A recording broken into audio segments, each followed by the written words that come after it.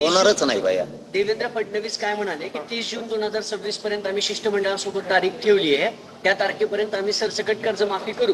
पण त्याला अजून 6 महिन्याचा अवधी आहे, 2 ऋतू उलटून जातील, तेवढ्यात शेतकऱ्यांना मदत ही शेवटी मिळणारच नाही असं वाटतंय का तुम्हाला? 30 जून म्हणजे मेला ना शेतकरी तोवर. आता तुम्हाला आता त्याला संकटातून शेतकऱ्यांना बाहेर काढणं गरजेचं आहे. तुम्हाला आत्ता गरज आहे तातडीची मदतीची.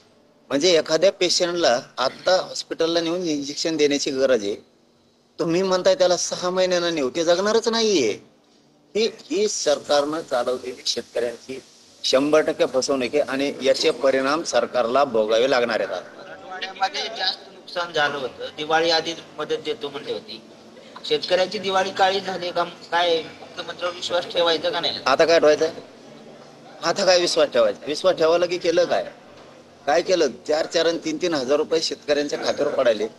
काहींच्या खात्यावर तर नाहीच आहेत, काहीला 7,000 पडायले, काहींच्यात आणखीन मिळत लागत नाही. कोणाचे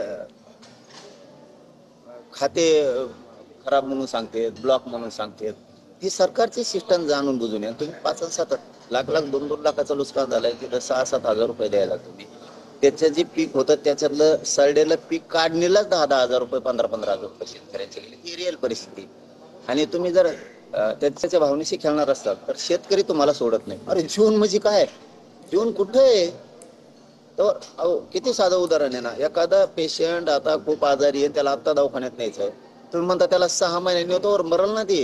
इतका मूर्खपणाचं लक्षण सरकारमध्ये असायला नाही पाहिजे.